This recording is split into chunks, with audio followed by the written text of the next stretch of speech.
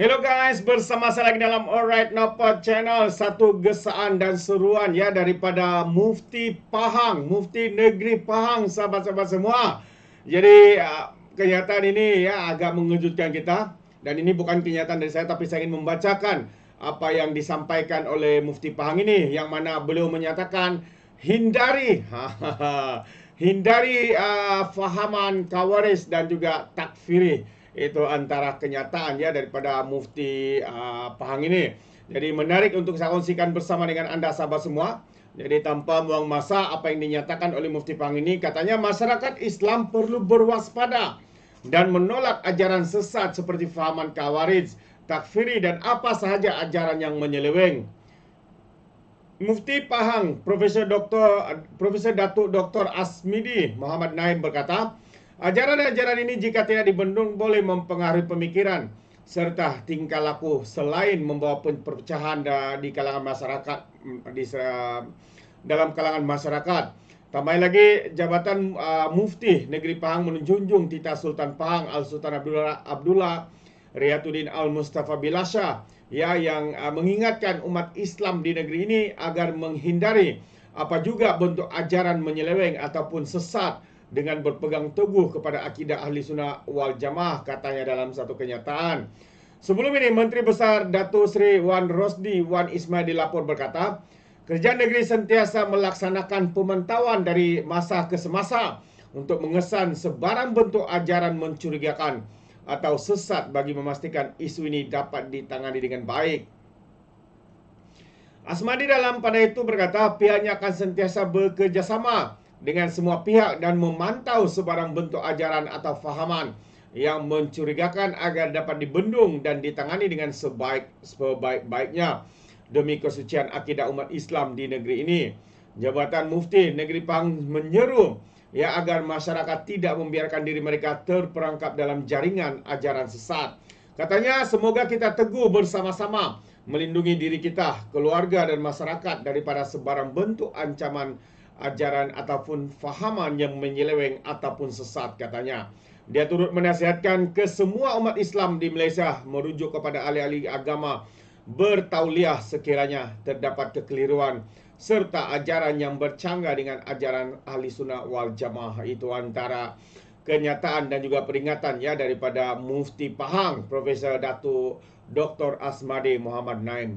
Terbaik sahabat-sahabat semua. Jadi kita harapkan ya perkara ini boleh ya ditangani oleh kerajaan. Sebab kita lihat ya sebenarnya ada tanda-tanda. Bukan menuduh, tapi tanda-tanda itu mungkin ada.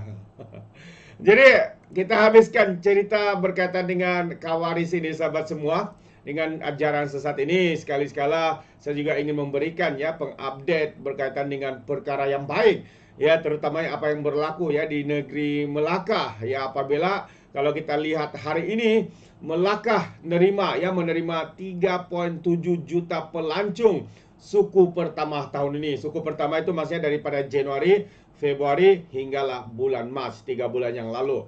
Jadi sekali lagi tahniah kita ucapkan ya kepada negeri Melaka, sahabat-sahabat semua, kerana menjadi sasaran kepada pelancong-pelancong. Jadi kalau kita lihat kenyataan media ini yang seperti daripada Malaysia kini menyatakan bahawa Melaka merekodkan 3.7 juta pelancong dalam tempoh 1 Januari hingga 25 Mac selepas sempena tahun melawat Melaka tahun 2024, kata Exco Pelancongan Warisan Seni dan Budaya Negeri Melaka, Datuk Abdul Razak Abdul Rahman. Abdul Razak berkata kira-kira 60,000 hingga 70,000 kenderaan sehari dicatatkan memasuki negeri itu pada setiap hujung minggu, sekaligus menyumbang kepada peningkatan jumlah pengunjung dalam tempoh 3 bulan ini.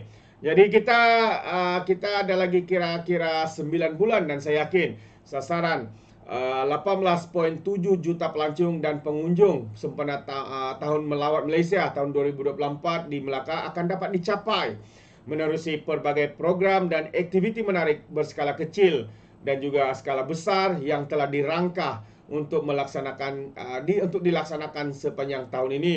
Katanya Melaka juga banyak terpilih menjadi tuan rumah untuk menganjurkan program-program besar ia berskala besar menerusi pelbagai kementerian, jabatan dan agensi seperti sambutan Hari Belia Negara pada bulan ini, katanya kepada pemberita di Melaka malam tadi. Dia berkata demikian selepas menyempurnakan majlis meraihkan kedatangan pelancong dan kepulangan perantau ke Melaka di pusat penerangan pelancongan di Air Keruh. Dalam pada itu, Abdul Razak juga berkata 8.63 juta pelancong direkodkan ke Melaka pada tahun lepas, iaitu peningkatan sebanyak 42.77% berbanding 2.59 pelancong pada tahun 2022. Jadi jumlah ya, daripada jumlah itu katanya sebanyak 7.37 juta orang merupakan pelancong domestik, manakala 1.26 juta ialah pelancong asing katanya.